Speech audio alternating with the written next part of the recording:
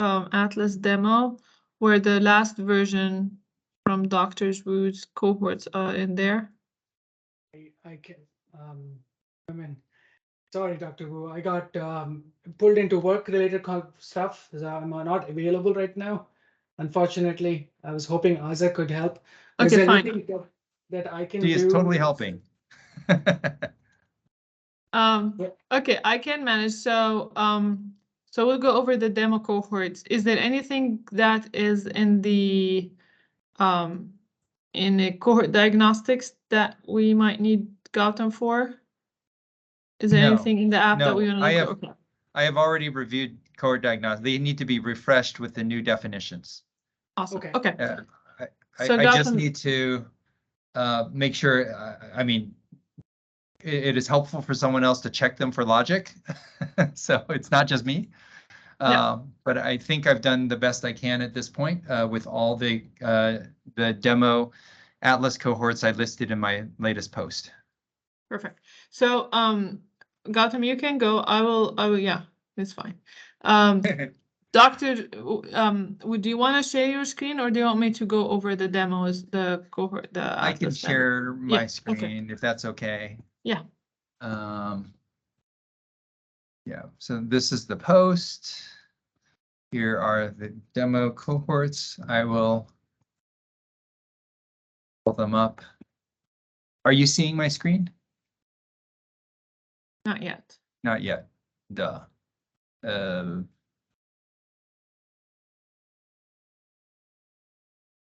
There. Okay. So this is my post. And this is Atlas demo.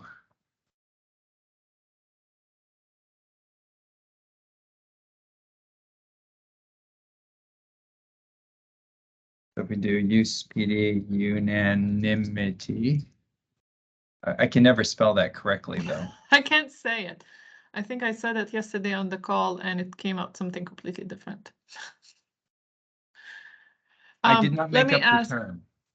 people are asking to record the session for those who can't, are not able to join. Is everybody okay with me recording this for the phenotype working group?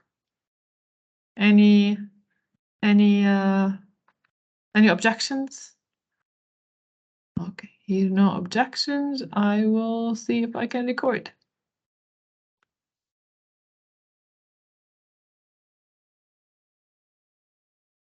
Oh, I don't think I can. That's fine. I think it is recorded. I got It a is? notice. I think when okay, Gowtham maybe joined. maybe Gautam clicked it. Okay, yeah, it is Yeah, when recorded. Gowtham Okay, joined, sorry. I got a notice. Yeah, okay. I didn't see it. Okay. So there are 4 cohorts here of interest. The 4 are going to be none of the ones with any parentheses after it.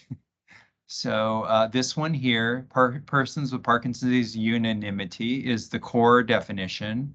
And then we have already developed one that adds additional criteria that they're on a Parkinson-specific medication. Mm-hmm. After last week, we added another one, which is here. This one is the unanimity definition, which is basically Parkinson's codes, 2 of them, and then excluding any of the secondary or confounding diagnoses. But now we're excluding those that are on medications that cause Parkinsonism. So we hope that will address issues from last week. Yes. People that are on those drugs. And then I combine them, of course, in a 2x2. So this is with the PD meds and without the confounding meds. So those are the 4 core, and I submit that these should be run in cohort diagnostics. Perfect. And the idea here is that technically they are subset of each others. It's a 2x2, so yeah. Oh gosh, I lost it. Yeah. Yeah, it's a 2x2 matrix. Yeah. So the unanimity is going to be the most specific and least sensitive. We think the one with the 2 medication criteria will be, and I'll click on this one, will be the most specific and least sensitive of this group, and the other 2 kind of in between. Yeah. That's our prediction. Everything that I have coded in updates since last week always has my initials and a date within the last 4 or 5 days. So that Valid. knows that it's been cleaned as much as I could. And do Perfect. you need to see anything in particular? No, because that's the same thing. You just added the no confound. I can do the logic check later, but I see that you have here added the no confounding. And in this case, you went again 3 years in the past and up to that day off. Now, so we added this. Is there, is adding those criteria, do you think it's going to have any effect on posing some issue on the generalizability of the cohort? I understand we removed it to get rid of those drug-induced kind of Parkinsonism, but are you worried that it's gonna remove people that you might be interested in? I don't think so. I don't think Okay. so. It's a good question. It's a good question. And I designed this concept set. So what's interesting about this concept set is, oh, I can't do it directly here. You can just click on it. Oh, can I? Click on the concepts that you want. This one. So this one, the medications associated with the drug-induced Parkinsonism. There are 2 medications that are used to treat hallucinations with Parkinson's disease that are in this class that are allowed. And so I purposely removed them. So you can think of those, yeah. So you think of those of drug that induce Parkinsonism and are not used for treatment of Parkinsonism. Correct. So this one here, quetiapine, is a common medication that is now excluded, and so is clozapine. Those are also excluded. I didn't know the difference between classification and standard. I stuck with those 2. I hope this works. Yes, basically, using the standard would be sufficient. It's you probably have some redundancy in here. It doesn't matter. We will definitely. I'll go over the concepts and just make sure that you don't have any like technical problems. Evan, you have a question? You have your hand raised. When maybe Asa, you can help clarify. I mean, one of the things we've run into before with Atlas is that even though it seems like when you exclude something that you would think it would definitively remove it, if you include a parent subsequently, and I'm not sure if this extends to classifications, but I think it might, you can still wind up bringing it in. Oh no. Okay. And that, so to be honest, I think it's something we should eventually fix because it's not intuitive. But I guess my concern would be that, including descendants of that antipsychotics, that you'll wind up bringing in quetiapine and other ones that you're looking to exclude. Yeah, so they are here. So this is quetiapine, and they should be excluded from this concept set. Yeah, so that's what I meant. Well, yes, so you have to go around it because you include them in a place and exclude them in another, and the inclusion trump the excluded. But I have to click the exclude on the same line, basically. Hold on. No, don't touch them yet. I won't. You can actually go to the included and just type whatever, and then how many do you get bunch. Can you sort by RC? Sort by RC. So it's the 5th one on the table you see right there. No, on the right side. No, not on the tabs. Yeah. So go more on the right, on the heading of that table. Ah. Yes, this one. Okay, so you have things that are included because of your inclusion of that class, but they're very little. You see the RC, this is the record count across, and this is the demo. Well, yeah, this is not very accurate because it's Odyssey demo. But let me QC this list and make sure we exclude all, basically you exclude all the exclusions. Okay. But you basically, the idea here is that you don't want any like quetiapine need to be in it. It doesn't need to be part of that list. Correct. quetiapine should be excluded. So the ones we really need to exclude, the most important are quetiapine, pimavanserin. Here, pimavanserin is an exclude. Do you need it to be exclude only if it's oral? Or is No, it can be any. It only exists in oral. Okay, It so only- just, yeah, okay, got it. So And what? this one, clozapine. So you are excluding them in every case. Yeah. Those It's are because you have antipsychotics. It's because we Yeah. have antipsychotics. correct. Yeah, so generally we don't recommend using that group of antipsychotics. You can start with it, then through the OMAP mapping, get all those RX norm ingredient drugs that maps to antipsychotics, then QC that list, make sure that the mapping did bring you all the ingredients, basically the drugs, and then put that as your list, not the group antipsychotic. This Got it. way you're more explicit of what's in there versus using a group that you might not see what maps to it. So yeah, so the way you would go to related concepts instead of hierarchy.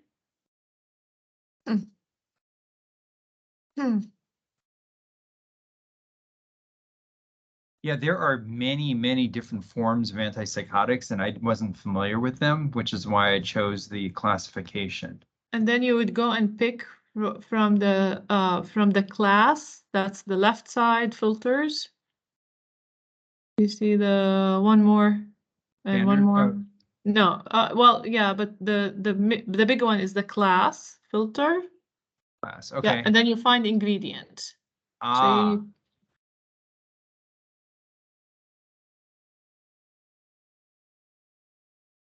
yeah.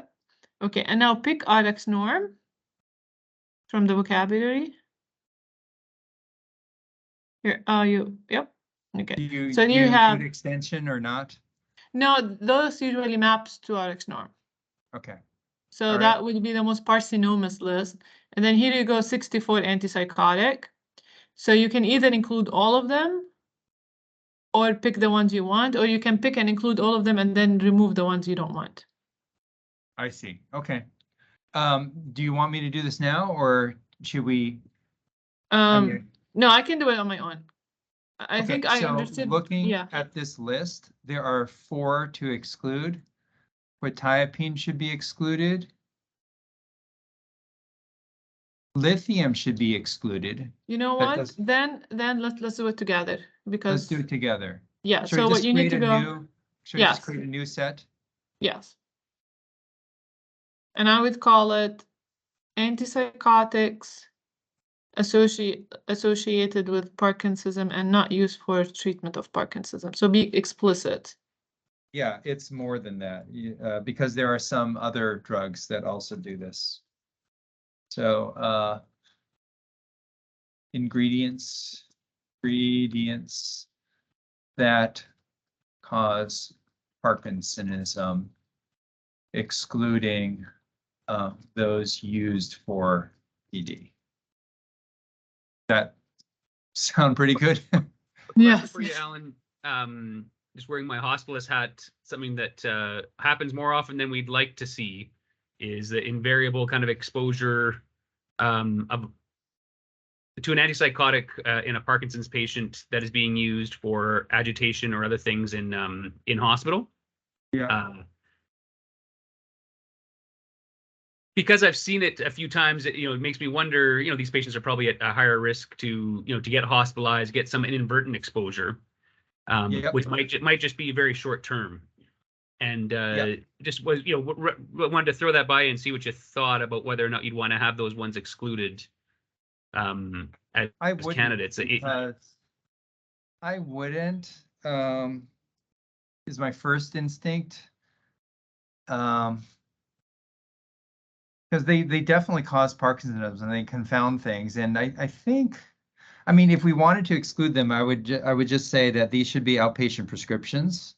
That would be one way to do it. But the thing is that sometimes the hospitalized exposure to the neuroleptics actually unmasks the Parkinson's disease.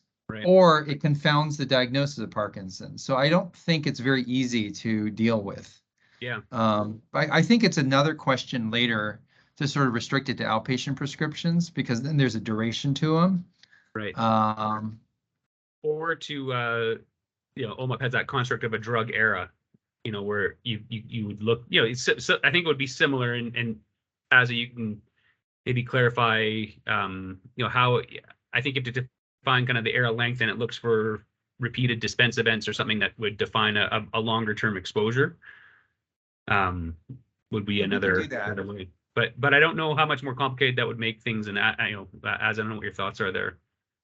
Yeah, so let's go back to the reason we're doing that. The reason is doing is we're using this exposure as a proxy to basically drug-induced Parkinsonism, because we couldn't do it in any other way, because we did not have that granularity in the diagnosis code. So another way of excluding it is going more strict and say, you know what, if you have any of these drugs, I'm going to assume that if you have Parkinsonism and you have these drugs, you got Parkinsonism because of these drugs. So what you're trying to say is, now maybe I can not exclude all of them, but exclude if I have a longitudinal or persistent exposure to these drugs in that 3 years period. And you can model that easily. So currently your rule is probably if you have any exposure, doesn't matter where or for how long. But instead of saying if you have any use of the drug, you can say you can have any use of the drug that that was continued for 50 days of supply or something like that. Like you can tie it to a day supply, and you can also tie it. You can tie it to an erification. So meaning you can build a logic that says you are out if you had an error, which by that means there's a time related to it. You have a use of an error that started and continued for that time. So you can do all of those kind of tricks. yeah, and I did do that. So maybe we can, I mean, there's two things. One, it's not an issue to include a duration of era since it's built into OMOP. Yeah. But second is we're really just looking at the last 3 years of observation. And so if someone got longer than 3 years, it doesn't matter to me if they got exposed to Haldol early on, as long as they're not having it in the last 3 years. So yeah, I think it's the other way around that Evan is maybe concerned of. We're talking about, would you exclude somebody who just went to the hospital, took one of those antipsychotics for an episode of a psychosis and never took it again? Would that, and then had Parkinsonism, would you consider that Parkinsonism really drug-induced? Or do you want to make the rule that is based on this drug to have a longer period of exposure associated with it to assert that those cases are probably drug-induced? yeah, I don't think I have enough information to, Yeah. I don't think we know enough to answer that question. I think that's a testable issue. Yeah. I sort of feel like in this first pass, to be clean, I would exclude it by occurrence rather than era, simply because, like I said, they're sort of, I mean, I'm all I am is a clinician on this, right? That it's equal parts that the drug is unmasked Parkinson's disease or it is a confounder, even with one dose. Yeah. So, and I'll tell you what my approach, being non-clinician, whenever it comes to those exclusion, I start with the easiest implementation, the simplest implementation. Now, if we see that we're losing, I don't know, 50% of people or 60% of people or 30% of reason, if that number is more than what we expect to be the contribution of drug-induced, then we can start thinking of changing it. Most times it will end up of losing 1%, 2%. It's just going to be in this JMDC data where we're going to have that big loss. yeah. So I think I agree with going with the simplest approach. So here we go. So this is what I created as a X-spec, very specific cohort. And let me see, do I have so I have medication up here. This has an occurrence of medication at any time. And then here I included the era of over 6 months. And by doing it this way, we can sort of identify how many people each, the attrition table will tell us a little bit more about each one. So that would be the other way to do it. But I like the idea of starting simple. Yeah. It's already going to get complicated with the other cohorts I've developed. So yeah, I and we know, agree, we and already know. I think it will probably, if I were to guess, I'm hoping it's an edge case because this, shouldn't happen all the time. So we I saw it agree. in JMDC, right, where all these people have schizophrenia and are exposed to those 2 drugs we looked at. So in that data other set, than those 2 drugs. yes. So in that database, we're probably going to have a big attrition, at least 50% from what we saw from Cohort Diagnostic, but let's see. All right. So let's go back to the concept set. Yes. So first, yeah, you can go to add concept. Hold on, we need to add it. And then you're going to type antipsychotics.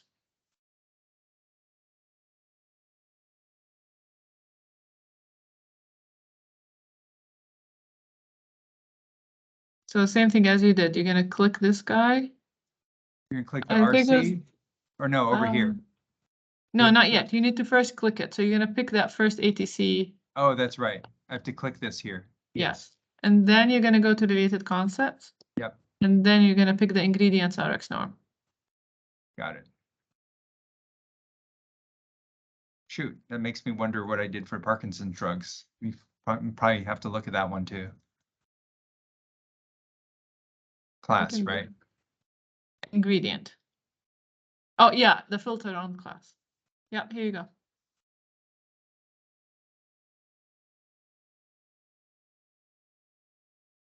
Perfect. Here you got your 64. So now you either pick, I don't think there's a way here to pick all of them, is there? Yeah. Is it down at the bottom? No. It used to be, there used to be that. I know. No. I've noticed this as well.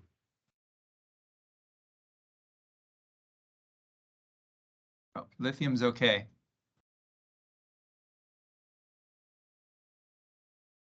Clozapine's okay. Lithium is okay. You say so. We're believing you in that question. Do I have to hit add or can I go to next? Or should I probably go to next. Go to next. No, go to next. Okay, it's not going to lose my work. No, Oh but my if God. you click add, how many am I adding? 64. So you only have 3 lists. And you can really stop adding because all of those. Oh no, we're in demo. Keep going. Pimavanserin is okay. It's actually FDA approved for Parkinson's hallucinations, that one. It's new.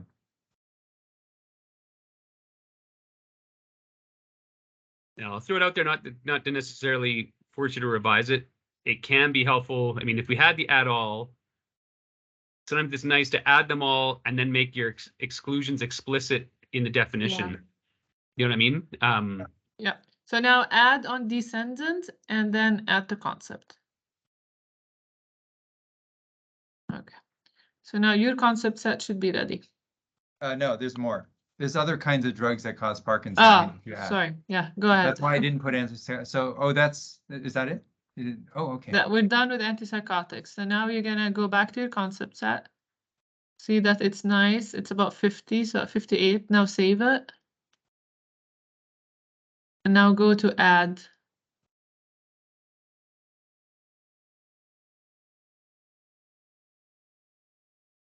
I don't know if they recognize I don't think they recognize dopamine depleter.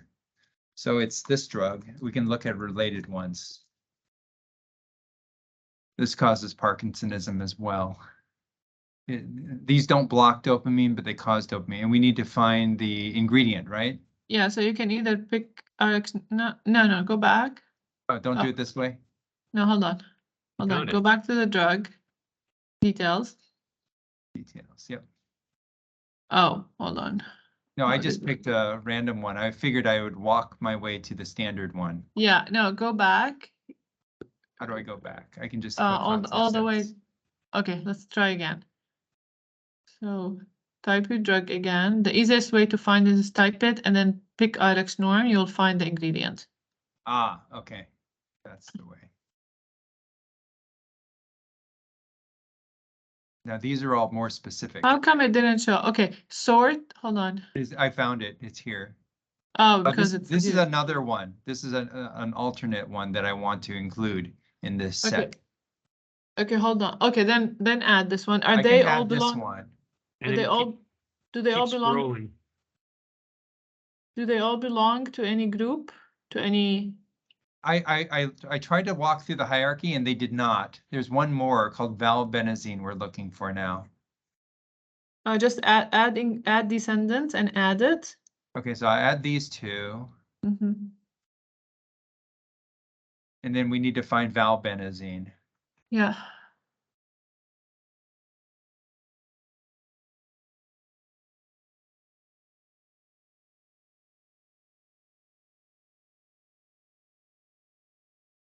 There it is. So there's only one, right?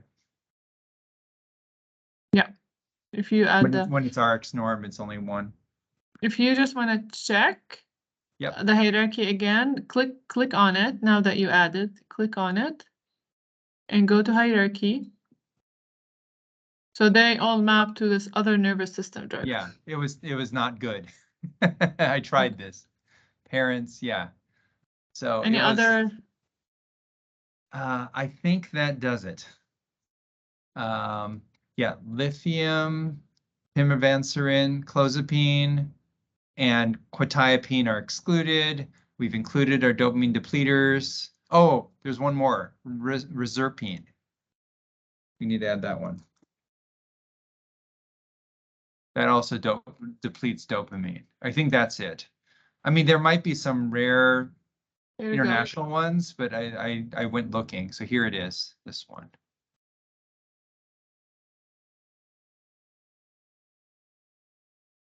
That was Rx norm, right? Yep.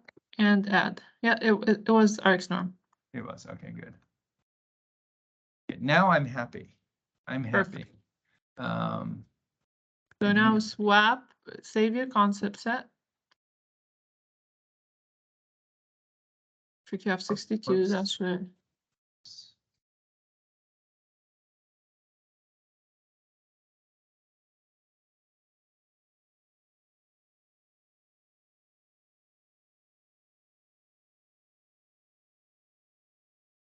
Okay, good.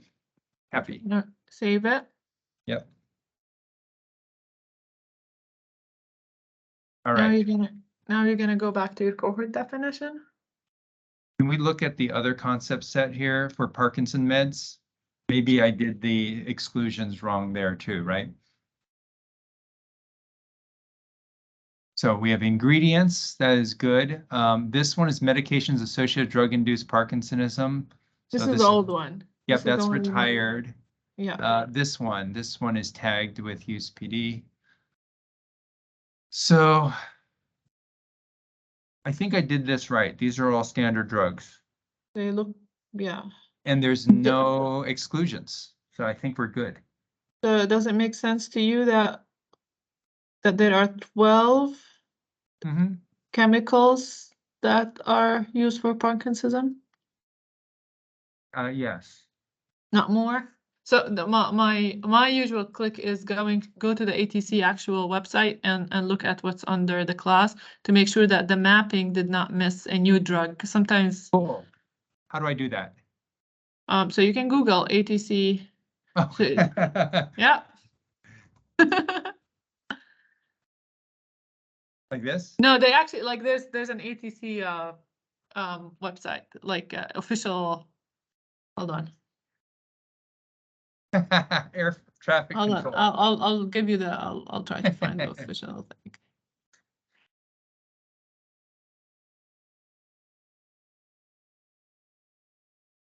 I This one. Cannot retrieve the chat.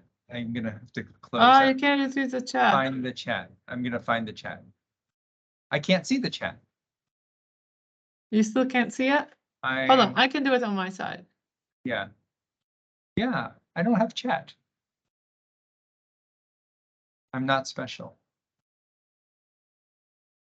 Parkinsonism. Anti-Parkinson drug, and then so there's two groups. There's anti-Parkinson drugs and there's other anti-Parkinson drugs. So you have the anticholinergic agents. No, I do not want to include those. Those are Okay. way too non-specific. Okay. The So I have anticholinergics. I have the dopaminergic agents. Those are the ones you Yes. wanted, correct? Yep. So under those, oh God, there's dopa and dopa derivatives. That's the first group. And there's tons. So you have the levodopa. Is it already in there? Yeah, Levodopa. levodopa is definitely in there. Do Uh, you want to share your screen? Yeah, that would be much faster. I'm in the office. I'm operating under one screen right now because I'm in the focus room, but hold on. Oops. There. There. Okay. You guys can see my screen?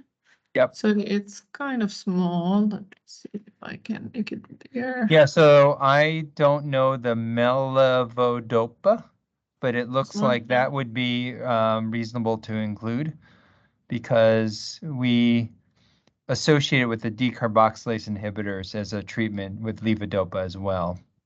Okay, so you would want to go back to your atlas. So maleva, whatever, would be okay to add. Make sure it's not, it might be already in there, or you didn't. I don't think so. Okay, then you want to add Yeah, it. I don't see it. So this isn't a step I would have done as an, is it just because of some past experience where the ATC mapping Yeah. in Atlas just doesn't quite always capture what might Because- evolve? Yeah, so there's multiple. So the I mean, this is not a United States drug, I don't think. exactly. So this is the WHO ATC, so that is inclusive for the whole world. And you might see some ingredients here that don't yet exist in the US market or European market. So sometimes we don't find those, or you find them with zero records. So as I have this in Atlas, and they come out as class ATC 5th. I don't see a ingredient. Do I walk through the hierarchy? Okay, hold on. Let me see. Let me click on them. No, it should be ATC and 0B. It is not. Okay, let's go back to your screen. Let me see what you see on your side. Yep. Also, if this is like, if you want, if for this, I can QC your Parkinsonism drugs if it's not good use of everybody's time, because that's a lot of like just, okay. So I clicked on, I don't know if the back button works. Is that the right spelling? I clicked these two.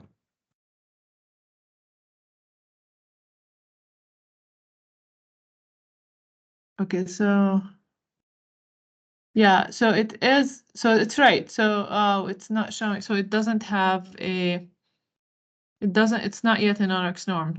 It's not in our, maybe it might be a very new drug, or it doesn't exist in big markets. Yeah, so give me 1 second. I'm gonna check on my side, on my atlas, just make sure it's not an old vocabulary version. It was listed as available and emerging treatment in 2011.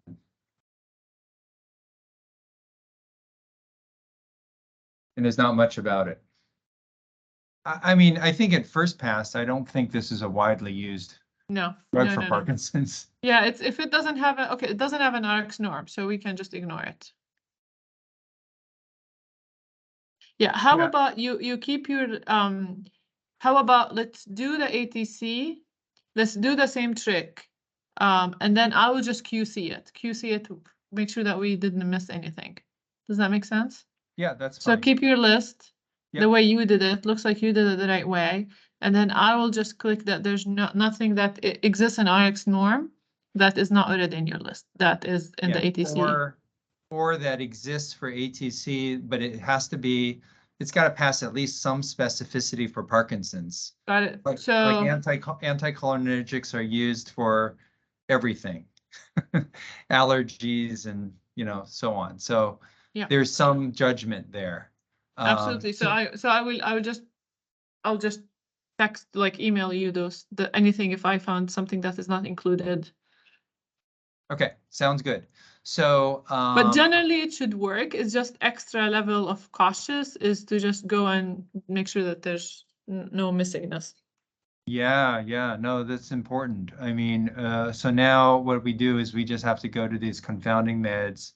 I think I'm okay with the 3-year limit of just having an occurrence rather than an era for now. I need to import ingredient list here, right? And save that. And then go on your messages after you save it.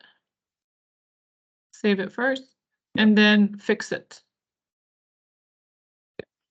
So you don't get confused. Okay. Then every now and then I save a comment, right? You guys do this? Sometimes. I dated it, so I know that I made an update. I know it does a track change, but this tells me I really looked at it. And then I'll add the other one as well. And then unanimity we're happy with. Without confounding meds, and then there's another confounding meds one. This one.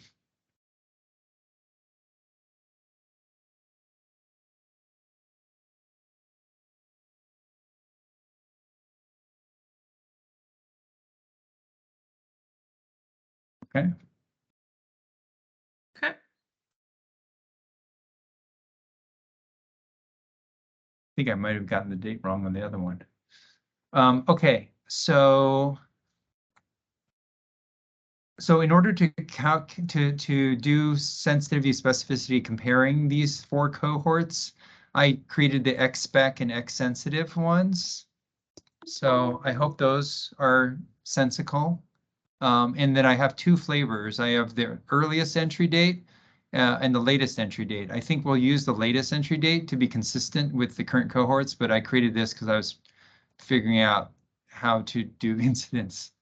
But let me just update this one with the correct medication. Has no secondary, has no meds associated with Parkinsonism. This one. Oh, I forgot to fix the other one.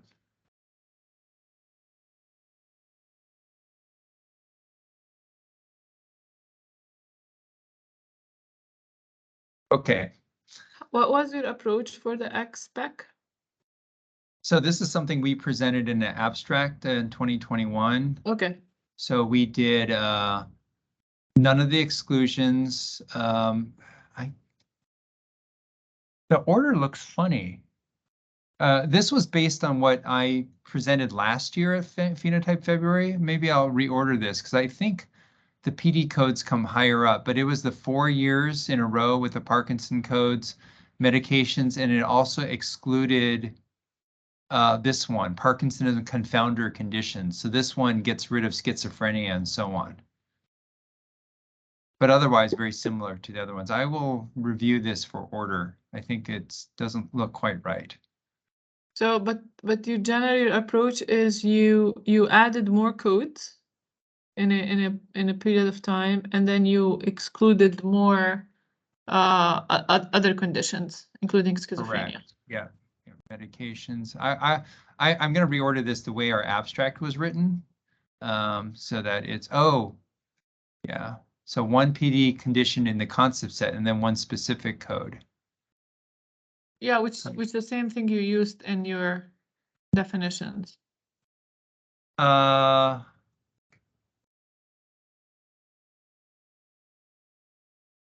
No, this one is what we updated last week to be Parkinson's and its children. This one, I guess it doesn't make sense. This one is just the core standard code. I mean, it's the most frequent code there. Yeah. I felt that it would be good just to stick with this one because the children are sometimes a little odd. So that's why I chose. So this is not a I don't think this is a concept set. This is just one standard code that is very frequent in the databases. That's just the parent. That's Parkinsonism and unspecified. But I did not add descendants on this one, whereas the concept set does include the descendants. This is the concept set that we discussed last week. So why don't you have the same exact cohorts for your XPEC and the same way you modeled the cohorts and just add the extra exclusions, extra inclusions? Yeah, Because I see your time, you see your time frame is also off. You have all day before, all day after versus the 3 years look back. Because we want to do that. I think for XSpec, we want to be broader about our exclusions. But this is at least one. This is an inclusion, not exclusion. Right. So maybe what I would do is say, do this all time. Because I'm worried about people having Parkinson's disease coded earlier, and then later they get all sorts of dementia and other things that doesn't get captured in the last 3 years. So what I'm thinking is I would have this as a global condition. I would add another one underneath that is PD condition within 3 years. I have to think about that, Aza. I see what you're trying to do. You're trying to keep it parallel with the other cohort. The reason, so I'm thinking specifically for the use of fee evaluator, because that date actually going to matter a lot, because that's when the model going to use the covariates to predict the presence or the absence of the disease. So like you want to be cautious about what is the time, like you want to be cautious about that time in the person's observation that the person in your candidate cohort is labeled as Parkinsonism, and that time in the expect that person is labeled as Parkinsonism, because the fee evaluator gonna tell you, to predict if somebody has Parkinsonism or not, gonna use the covariates that are present in the time frame post that index date of that expect cohort to find those variables that are might be predictors or basically highly correlated with the expect. So the time frame is after the index event For that fee evaluator takes? For fee evaluator, yes. For fee evaluator? So that is not. Yeah, it used the time of all the visits that occurred on the index. After the index, because it assumes that it's the earliest date, right?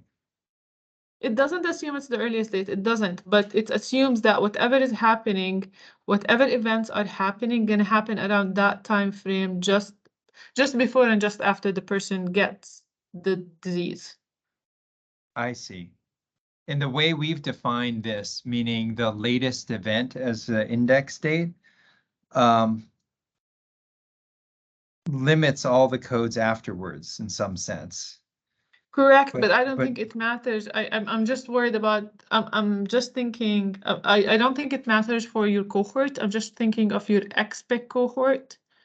That basically for the model to be a good model, you want the time frame that the model looks at to find those variables that's going to predict the outcome to be most relevant to things related to Parkinsonism. So Yeah, have to I think about it. this definition depends on this nested criteria of one code of Parkinson's for 4 consecutive years. So it's longer than the 3-year time frame we have in the other Yeah. cohorts. Which is fine. So do I need to explicitly? No, I think this is fine. I think we just want to define people who definitely have Parkinson's disease, right? Yep. Yep. And currently, from looking again, this is also looking at the latest time. So Correct. it is giving that date as the latest time, and probably going to be using. Yeah, it's a good question to see, like where would the model look at, because really all the things that happen for Parkinsonism is probably happening before that date. Correct.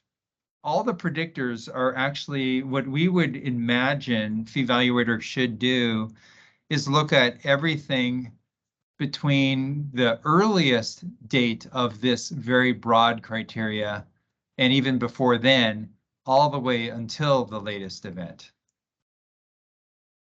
That's ideally what we would like to do in a machine learning model. Correct. But I'm not sure it does that. Will Phevaluator go all the way back to the earliest condition occurrence of this very broad criteria when the entry criteria is the latest? I do think, and I'm not the expert here, I do think that using the latest day event gonna be problematic for you, because I know that the model will not look, and now I remember it split the observation time for a person into a prediction time and pre-prediction time, and in your case all the prediction time frame is after the fact that you're certain that the person has the disease, and it's at the last time. So I think that in that case, I think the model gonna be problematic. Okay. I think that the thing we from my last training on fee evaluators, that we need to make sure that we don't put anything in the future from that index date, because yeah. I see what you're saying. Yeah, but I'm not the expert, so I'm gonna table your expect conversation with Joel. Yep, I think To make that's sure fine. that we are modeled. But conceptually, at the end, we just want to create a cohort of people who we are sure that have the disease. So I think you have it completely right with those inclusion criteria. Just want to make sure of the timing. Yeah, okay. Well, in the time remaining, I think I'm okay. I can do a final review as and post when I'm ready. Given our change in concept set, I would like to propose that all the tiered ones also go into the cohort diagnostics. Sure. So, and I've labeled them there, and I think I just have to update the concept sets. I think I've worked out the logic, and you can take a look at those. We'll defer the X-spec and X-sensitive because we don't know the best way to do that. So in the time remaining, if I could just get the group's comments on this. I created this is called the unanimity cohort, and I was trying to figure out how to use the earliest event. So in some sense, I subscribe to the idea that there's entry criteria and exit criteria for your cohorts. And we're very interested in this. So essentially what we would like to do is have a moving window of the 3-year look back time, starting with the first observation. And if at any time the 3-year look back does not fit Parkinson's disease, they exit the cohort. But then in the 3-year look back time, when they do fit the cohort definition of Parkinson's, they re-enter the cohort. And I understand that theoretically, but I don't understand how that works with cohort diagnostics and Atlas, and how I would implement that in Atlas. Does that make sense? It makes sense, but let me ask you, let me pull back a little bit. Yeah, you can implement it this way. Let me pull back, let me go back a little bit. So you solved the cohort definition that will fulfill the definition that is based on a classification. You have the disease or you don't, I don't care when you had it. So that's what we call the prevalent cohort, correct? So you build a definition that takes, that is looking at that latest time the person has a diagnosis of Parkinsonism and looked back 3 years back and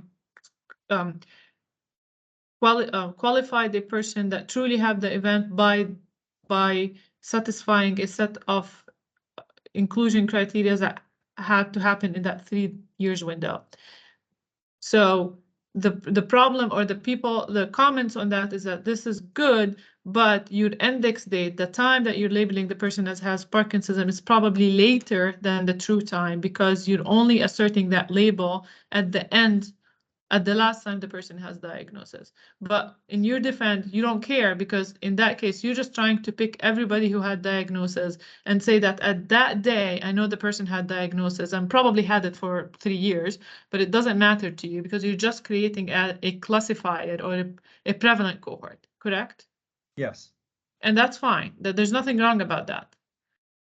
It's just that people's comment were to you where now if you take these people and want to study anything about them moving forward, you can't, for example, study risk factors because at that point, the risk factors happened in the past, not in the future of their life because these people have Parkinson at the time you labeled them as have Parkinsonism, had it for some time for some long time, probably 3 years.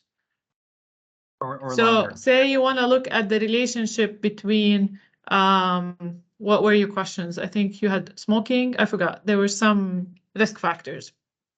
Right. That was part of the post. Yeah, I'm just saying that the reason backing why. up, that is the reason to do it. The technical question is there a way to use Atlas Yes. to code the earliest event and still use the criteria of the last 3 years? So that's what Patrick did for you actually last year and what he proposed. So you can use you can keep everything as is, but now switch your perception. Instead of being sitting at that last day the person comes and you're looking at the record, switch your perception as you are sitting in the first time they came in. So you're picking the earliest time and then you're checking their inclusion for 3 years in advance in a retrospective manner. Right. So I'm happy to do that. Yes, I'm following. So they're going to be the same exact people that you identify under the prevalent cohort. It's just that their index date will be the first time they came with Parkinsonism, not the last time they came with Parkinsonism. So when you say, now let's look at everything that happened in their life prior to Parkinsonism, it would be proper that these things happened before that index date, because before that index date, they never had a diagnosis. So you would be okay.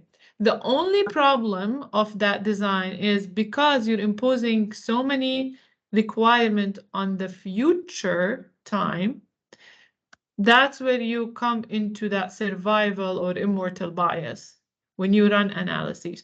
But you don't really need to worry about this until the moment you run analyses. The reason why you might get into immortal bias is if you say you're looking at the risk of something among people with Parkinsonism, if your time at risk overlapped with that time that you're assessing if the person has a Parkinsonism or no, that's when you run into immortal bias. But you can totally create a definition. There's nothing wrong with creating a definition that say, I will include you to be Parkinsonism at the first time you had any evidence of Parkinsonism, but if you satisfy inclusion criteria using time that happened after that time, that's fine. That doesn't mean you don't run into problems. The problems you might run is later in the analysis when you decide on when are you assessing risk factors or outcomes. And you want to make sure that those times are separate from the time that you're asserting the case. Yeah, no, I actually follow that. Perfect. The So all question of you, is how is that done? Because I did not follow how yeah, it was done in I'll Atlas. show you. We'll talk about that. Evan? Do we? Yeah. I mean, I have another half hour. I don't know if anyone else does, but I would love to just make sure I get the time frames coded right. Quick For- question. Oh, Yep. sorry, go ahead. No, I'm done. As it relates to what your comments previously about Fevaluator, if you do start your index at that first occurrence of Parkinson's, given the number of exclusions and other things that kind of follow that you're looking for in the next 3 years, does that create that setup that you were a little bit worried about in terms of the Fevaluator model? Or all those things just, they wind up being kind of off the table for as candidates for Fevaluator, and we would just be aware that it might degrade the performance of the model because it's dealing with whatever's left over, and we've taken all the meat off the bone in terms of putting it in the cohort definition itself. Yeah. No, that's a good point. And I think Parkinson's is multi-system enough that there's depression and constipation and REM behavior disorder and, associated with NSAIDs and uric acid that I think there is stuff there to find.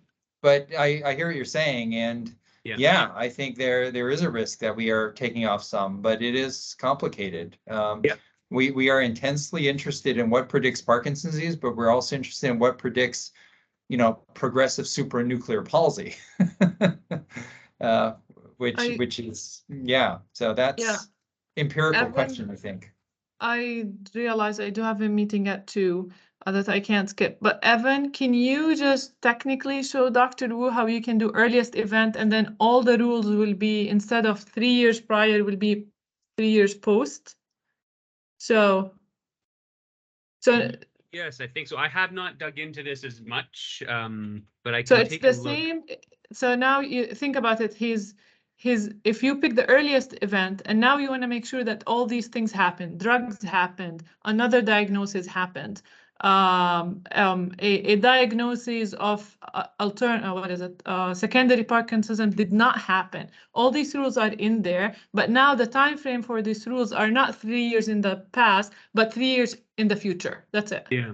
So you will switch between 3 years before to 3 years after. Yeah. That looked like the one that you just had up. This one is what Patrick did. Yes, And so it's similar I think to he what might have done Patrick it did. better than me. Oh, and then Patrick did it all event instead of earliest event because it depends on how do you want to model Parkinsonism. Do you model it are you thinking of it as people can come in and out of the go down all the way down? Yeah. I would love that. I would love to see empirically how people dive in and out with a 3-year window, because that is what we see when we review charts. And maybe not all the time, but for those neurodegenerative ones, they think they go through this chaotic period of flipping back and forth, coded as PD and not PD, depending on what opinion they get, and until they settle out. That is what we want to do. Okay. And that's why I like this. Yeah, and actually he's not doing that here. He's taking all event, and then he's right. You need to take all event. If you don't care that it's truly the first incident cohort, and you just want to take the first time they meet the criteria, even if there were evidence that they had Parkinsonism before that, then you would do what Patrick did. You would take all event, and then among all these events, you will take the first event that met the criteria, and see how at the bottom he took earliest event. That's different than keep taking all event, but then add a censor criteria if you go down, there's a censoring event. See censoring event, you can add censoring event. And that would create for you episodes of being in Parkinsonism and not being in Parkinsonism, because you can come in, stay in as long as you don't have any censoring event, and then go out at the minute you have censoring event, and then you can come back if you have another entry qualifier event. Does that make sense? Yes, I think I see how we're doing this, and I mean, a little bit of blown mind. So I'm like, okay, maybe I should redo all my cohorts. No, Three- no, three years looking forward. Hold on. You do not need to do your cohort. Let's keep your prevalent cohort as is, and then Yeah. ask yourself a question. What else do you want to model? Do you want to model a true incident cohorts, meaning that you want to pick people who truly have Parkinsonism at the first time they have Parkinsonism? That's one case. Another case is you want to capture episodes of Parkinsonism. That's the second case. And the third case is you want to pick anybody with Parkinsonism at any time you sure they have Parkinsonism, even if that was not the true first time, but sometime later. Yeah, I think So you there are want to do, three different modeling. yeah. Decide So which one you want, and we would model that. Yeah, so there's a wait, so there, I'm sorry, Azza, you're leaving, but prevalent cohort is what I have currently. Yes. Incident cohort is basically the earliest event, and then the third one is the But one hold we on, can but go. it's not only the earliest event. It's the earliest event and only the earliest event. That means if you have somebody that fits the fits all this criteria, but not at the first time they had a diagnosis. So they came first time and they had Parkinsonism, but then they did not match all the inclusion criteria. But then they came a year later and they match all the criteria. So if you truly want the incidence cohort, that person would not be in there because that person have a diagnosis and fit the criteria. But at a time after you already have some suspicious that they have Parkinsonism, so would you exclude that case? So that's important, Azza. That's exactly what we're trying to do. The incidence of Parkinson's disease is the incidence of the first visit with vague Parkinsonism where they do not fit the criteria, but they fit it at a later time when we are certain. So you would accept that case? We accept that case, and we want the earliest date of vague Parkinsonism. So that would be Patrick's, that would be the model in front of you right now. Okay. Any event and then the earliest. So you will take for them the time that they had any sign of Parkinsonism, and that's the first diagnosis. And then you give them multiple times. You take every time and you see any time they met the criteria, and the minute they met the criteria, you take the earliest of that. But you want the earliest of the entry criteria, not the earliest when they met all the other criteria, right? No, it will end up being that diagnosis that was followed by all those inclusion criteria. Right. We want the earliest Parkinsonism event as the incidence, even if 5 years later, that's when they meet these criteria. We want to go back and find that first event time. That's what we actually do in the epidemiology work in Parkinson's. Because realistically, the people show up with a little tremor, but they get diagnosed 5 years later when they start seeing neurologists every 4 years. But we want to know where they lived, what they were exposed to when they first had the tremor, but nothing else.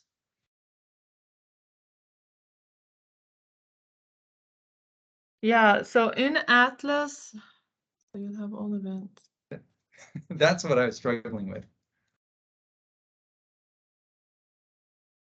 Yeah, currently, currently